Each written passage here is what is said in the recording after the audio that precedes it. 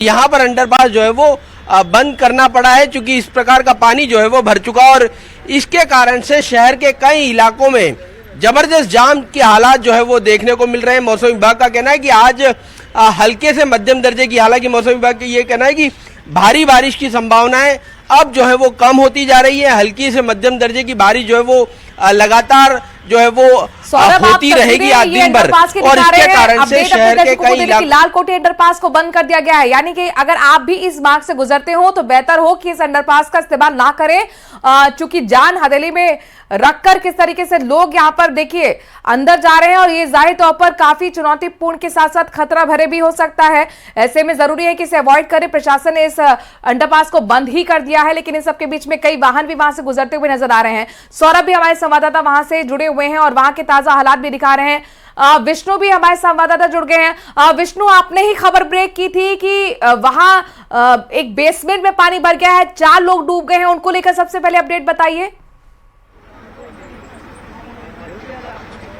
देखिए, जयपुर के विश्वकर्मा थाना इलाके में रोड नंबर 17 की ये घटना है, जहां पर अशोक कुमार सैनी, जो कि मूल रूप से बिहार में भोजपुर जिले के रहने वाले हैं, जयपुर में लंबे वक्त से यहाँ रह रहे थे, और ये जो कच्ची बस्ती टाइप का एक जो कॉलोनी है जिसको ध्वस्त नगर कहते हैं, वहाँ पर आज सवेरे अशोक कुमार सैनी का जो ये मकान मैं आपको दिखा रहा हूँ, कच्चा सा जो मकान है जहाँ पर टीन शेड लगा हुआ है, इसी मकान के बेसमेंट में करीब 15 फीट जो गहराई वाला ये बेसमेंट है, यहाँ पर परिवार के लोग सो रहे थे, और इसी बेसमेंट में पानी भरने की वजह से अशोक कुमार सैनी की करीब 17 साल की बेटी है, कोई 3 साल की बच्ची, और करीब 2 लोग और हैं जो उनके परिवार के ही रहने वाले हैं, वो यहाँ पर इस बारिश के पानी से जो बेसमेंट में भरा हुआ था उसमें डूबे हुए हैं।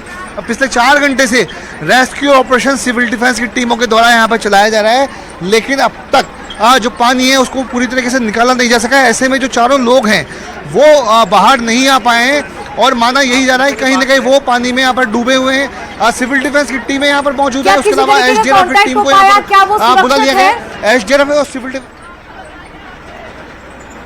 देखिए अभी बात कर लेते हैं। देखिए, मैं परिजनों से बात कर लेता हूँ। परिजन जो है वो रोते हुए नजर आ रहे हैं यहाँ पर। अब से मेरा भाई बाहर होता है आपके सामने, कुछ भी प्रशासन नहीं कर रही है, कुछ भी नहीं कर रही है। कौन था अंदर? मेरा भाई है उसके अंदर। और कौन था? 2 लड़की है उसमें। सो रहे थे अंदर? नहीं, निकल रहे थे, वो गए पे अचानक पे पानी भर गया जो उसी में डूब गए। पीछे से उनकी बहुत गलती है, 2 बार हो चुका है ये। कभी ना वो हरामजादी बेचती है ना उसको बनाती है। कितने बजे की बात है? पानी 4 बजे की है, सुबह 4 बजे की। देखिए, अशोक सैनी से बात करते हैं। अशोक, क्या हुआ था आज? हम लोग जग के आगे पानी आगे से ढूक रहा था, तो आगे कट्टे वट्टे लगा के काट रहे थे, तले बाई चांस पीछे से दीवार धड़ाक के गिरा। मतलब आपका कहना है कि पहले पानी भर रहा था, आपने इसी बीच दीवार टूट गई? नहीं, पीछे से पानी जा रहा था, पीछे वाले मकान में पानी भर गया था। हाँ, न भरा नहीं था, आपने बचाने के चक्कर में आ गए। कितना फीट पानी भरा हुआ है? पानी कम से कम 10 फीट। कौन कौन है अंदर पानी में?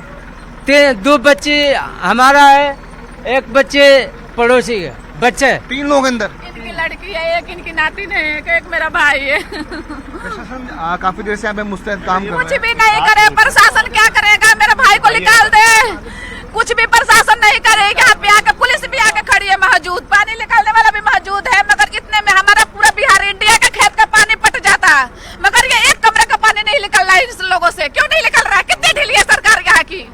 बोलते हैं कि ये करूंगा वो करेगा, कुछ भी नहीं करते हैं, कुछ भी नहीं। हमारा भाई को जिंदा निकाल दे बाहर, हमारा भाई का निकाल दे। 4 बजे का फोन करा हुआ है, 6 बजे आइए। कुछ भी नहीं, मीडिया कर रही है, ये जो परिवार के लोगों का कहना है कि 4 बजे का ये हादसा हुआ था, जबकि तेज बारिश हो रही थी, और उसके बाद में यहाँ पर करीब 6 बजे रेस्क्यू की टीमें यहाँ पर पहुँचती, उसके बाद रेस्क्यू ऑपरेशन चालू है। एसीपी अशोक चौहान चोमू भी मौजूद है, उनसे बात कर लेते हैं।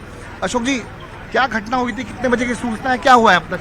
ये लगभग 6 साढ़े 6 बजे की घटना सूचना मिली थी, और घटना की शुरुआत लगभग 4 बजे से है। पानी जब आने लगा था तो ये घर वाले बता रहे हैं, तो ये लोग अपना सामान निकाल रहे थे, लेकिन इसी बीच में पीछे के जो मकान हैं उनमें भी पानी भरा हुआ था बेसमेंट में, और दीवार टूट गई। दीवार टूटने से पानी, पीछे का पानी इधर से आ गया और सामने वाला जा ही रहा था, तो उसमें फिर सारा ओवरफ्लो हो गया। उसमें 3 लोग अभी उसमें दबे हुए हैं। एक बच्ची है छोटी, 5-6 साल की है, और एक लड़का 25-26 साल का है और एक लड़की 19 साल की है। तो कुल मिला के 3 लोग हैं। तो सुबह 4 बजे की घटना है ये? हाँ, नहीं मतलब पानी को निकालना इन्होंने और अपना प्रयास करना सुबह 4 बजे से था, लेकिन 6 बजे के लगभग की ये घटना है। क्या वजह है आ रही है कि इतने से घर में अब तक पानी निकाला जा नहीं चुका है? मतलब क्या दिक्कतें आ रही थी? ये एक्चुअली क्या है कि बहुत पुराने मकान हैं, ये करीबन 25 साल पुराने, खुद ही बता रहे हैं। तो पहले यहाँ बहुत गहरा गड्ढा था, उसमें ये मकान बने हुए हैं और हर मकान में बेसमेंट बना हुआ है पहले से।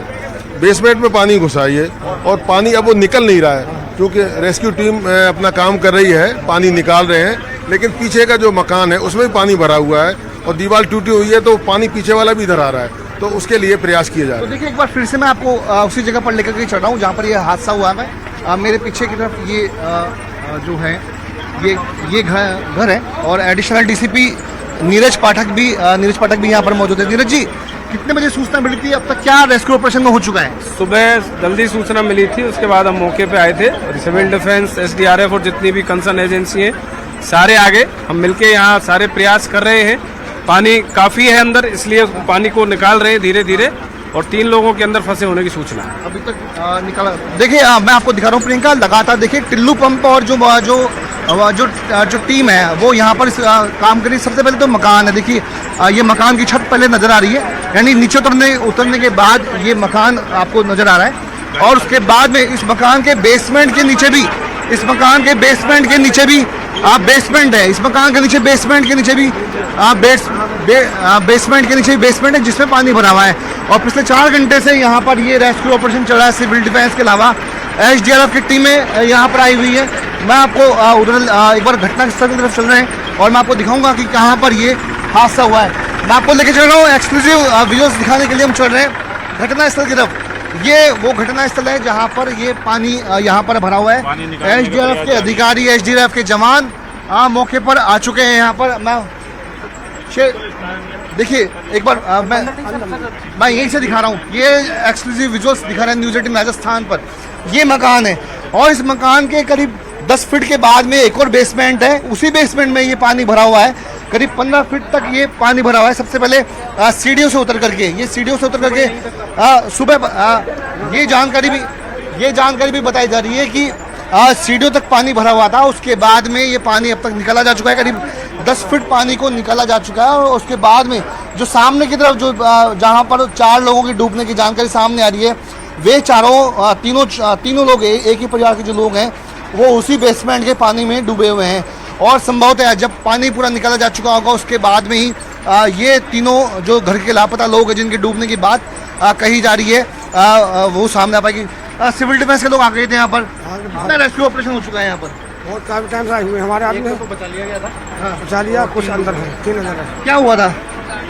पानी पीछे से दीवार टूटी, पीछे पानी भरा हुआ था। कितने लोगों को आप लोग बचा चुके हैं? एक आदमी को बचाया था सुबह, अंदर ही था, वो अंदर था, वो जहाँ गेट पे लटका हुआ था उसको बाहर निकाल लिया। तो देखिए सिविल डिफेंस के जवानों का कहना है कि जब सिविल डिफेंस की टीम मौके पर पहुंची उसके बाद में एक व्यक्ति को पहले ही निकाल लिया गया, जो कि अशोक सैनी उसका नाम बताया जा रहा है। और सबसे पहले मैं ये जो कच्चा सा टीनों का मकान है, इसी मकान के 10 फीट नीचे की तरफ पहले रास्ता उतरता है सीढ़ियों के जरिए। चूँकि एक बात सामने आ चुकी है कि गड्ढों के अंदर करीब 25 वर्ष पहले गड्ढों के भीतर ये मकान बनाए गए थे। गहरे गड्ढे यहाँ पे हुआ करते थे और उसी की वजह से एक गहरा जो बेसमेंट है वो यहाँ बना हुआ है।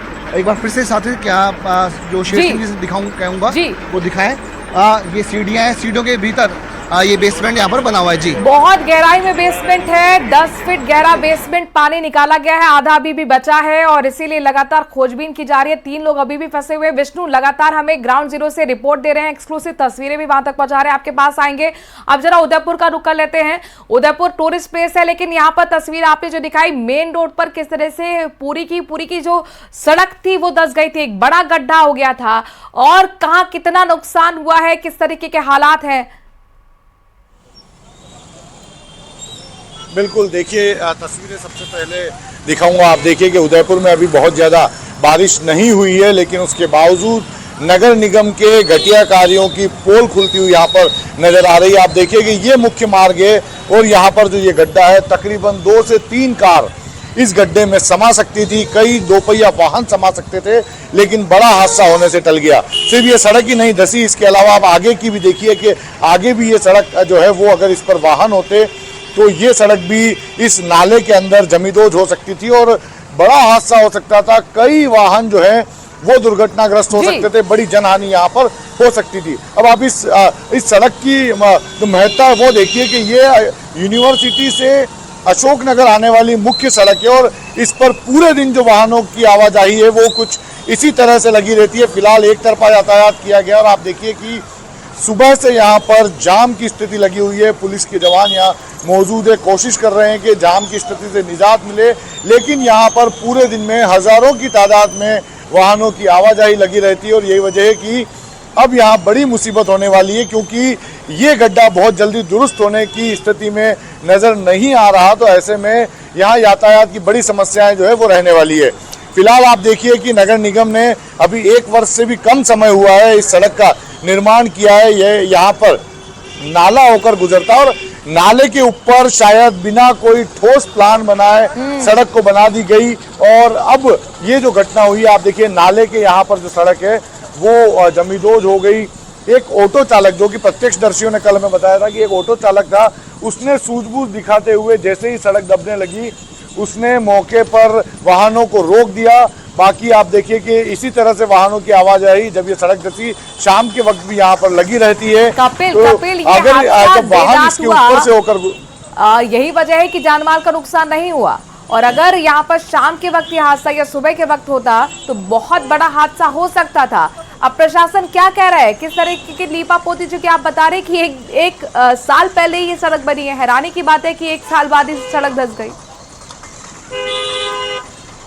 देखिए यहाँ पर आप देखिए कि ये हादसा जब हुआ तब भी यहाँ पर वाहनों की काफी आवाजाही थी, बड़ी तादाद में वाहन इस रोड से गुजर रहे थे, लेकिन एक ऑटो चालक की सूझबूझ से वाहनों को रोक दिया गया और बड़ी घटना होने से बच गई।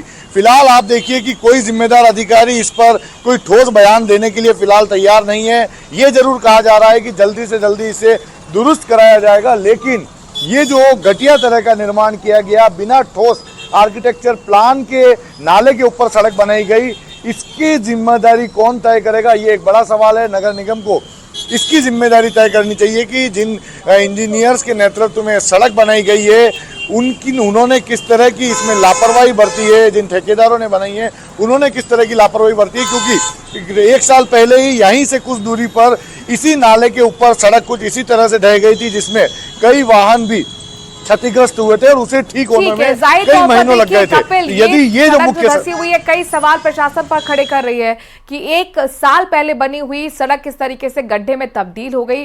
वो तो बड़ी बात यह है कि कोई हादसा यहाँ पर नहीं हुआ है बड़ा, एक घटना बड़ी घट सकती थी, लेकिन पूरी तरह से उदयपुर इस इलाके से जो गुजरते वाहन वो पूरी तरह से चौक हो चुका है, ट्रैफिक जाम लगा हुआ है। कपिल आपके पास आएंगे, विष्णु का रुख कर लेते हैं, चूंकि एक बड़ा हादसा दरअसल इस रोड पर हो गया है जहां पर एक बेसमेंट में पानी भर गया है। एनडीआरएफ एसडीआरएफ की टीम वहां पर लगातार रेस्क्यू ऑपरेशन में जुटी हुई है। विष्णु, ताजा अपडेट क्या, कब तक माना जाए कि इस रेस्क्यू ऑपरेशन को पूरा कर लिया जाएगा? बड़े से बड़े ऑपरेशन इस टीम ने यहां पर बखूबी तरीके से निभाए हैं, सफलता भी प्राप्त की, लेकिन सिर्फ एक बेसमेंट के पानी निकालने में इतनी ज्यादा क्यों दिक्कतें हो रही हैं और इतना वक्त क्यों लग रहा है?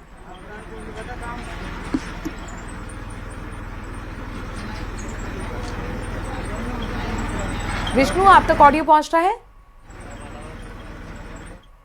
विष्णु का हम रुख करेंगे, लेकिन तस्वीरें एक्सक्लूसिव आपको सिरोही रोड की दिखा रहे हैं जहां पर एक मकान के अंदर आपको बता दें कि बेसमेंट में पानी भर गया, 3 लोग इसमें लापता हैं, बताया जा रहा है 3 लोग डूबे हुए हैं, उन्हें बचाने के लिए लगातार कोशिश चल रही है। बहरहाल कपिल का रुख कर लेते हैं, क्योंकि उदयपुर में भी कुछ खास हालात अच्छे हैं नहीं, लगातार हो रही बारिश की वजह से जाम से भी लोगों को जूझना पड़ रहा है यहाँ पर। लेकिन हैरानी की बात कपिल ये है कि हादसा हुए काफी देर हो गया है, बावजूद इसके यहाँ पर सड़क के लिए कोई पहुंचा नहीं, अधिकारी कोई दिख नहीं रहा है ग्राउंड पर कि किस तरीके से सुध ली जाए, आगे क्या करना है, किस तरह से गड्ढे को पाटना है।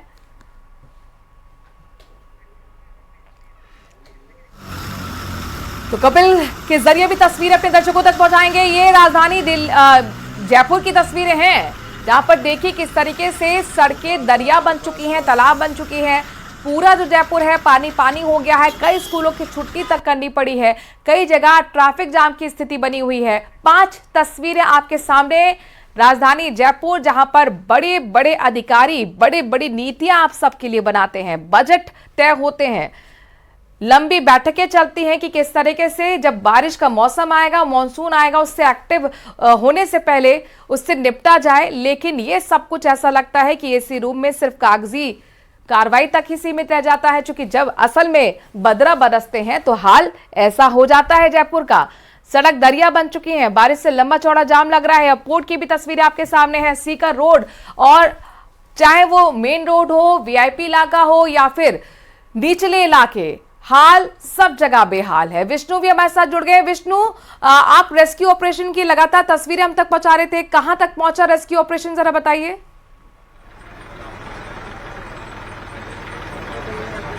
देखिए, राजधानी जयपुर में आज सुबह जब तेज बारिश हुई उसके बाद में ये ध्वज नगर है, रोड नंबर 17 विश्वकर्मा थाना का ये इलाका है, सीकर रोड पर। और इसी में अशोक सैनी का मकान है, करीब 25 साल पुरानी ये कॉलोनी, जो कि कभी गड्ढे में थी और उसको गड्ढे में बनाया गया था। इसीलिए ये जो बेसमेंट है, इसके अच्छे से मकान में करीब 15 फीट नीचे की तरफ ये बेसमेंट है, जहाँ पर इस वक्त में ये टिल्लू पंप से और जो वाटर जो मोटरें यहाँ बुलाई गई है, उनसे पानी निकालने का काम यहाँ पर चल रहा है। 3 लोग अभी भी इस मकान में डूबे हुए हैं, लेकिन सिविल डिफेंस की टीम का ये कहना है कि एक व्यक्ति को, जो कि अशोक सैनी था, उसको यहाँ पर निकाल लिया था। अशोक सैनी का ये मकान है, जो बिहार का रहने वाला है। अशोक सैनी बिहार के भोजपुर का रहने वाला है, यहाँ पर कामकाज के लिए जयपुर आया था और यहीं पर करीब 20-25 साल पहले उसने ये जो कच्चा सा जो मकान था वो खरीदा था। उसके बाद आज सवेरे जब तेज बारिश हुई तो पिछले मकान की दीवार टूट गई, पानी भरा, और आखिरकार यहाँ पर इस हादसे में जो है जो 15 फीट जो बेसमेंट था गहरा, जब उस दिल्ली में कोचिंग सेंटर में हादसा हुआ था, बेसमेंट में पानी भरने से 3 छात्रों की मौत हो गई थी। हमने खुद देखा था कि किस तरह से कोचिंग सेंटर का निरीक्षण करने के लिए सौम्या गुर्जर महापौर पहुंची थी और कहा गया था कि बेसमेंट का इस्तेमाल इस तरीके से नहीं होगा, यानी कि जो पार्किंग के लिए या फिर स्टोरेज के लिए होगा। लेकिन अगर ये कॉलोनी जो बहुत पुरानी 25 साल पुरानी बनी हुई है, वहां पर 15-15 फीट की बेसमेंट है, वहां पर अगर लोग रह रहे हैं तो प्रशासन की नींद क्यों नहीं खुली? क्यों प्रशासन वहां पर निरीक्षण करने के लिए नहीं पहुंचा? अब यह हादसा यहां पर हो गया।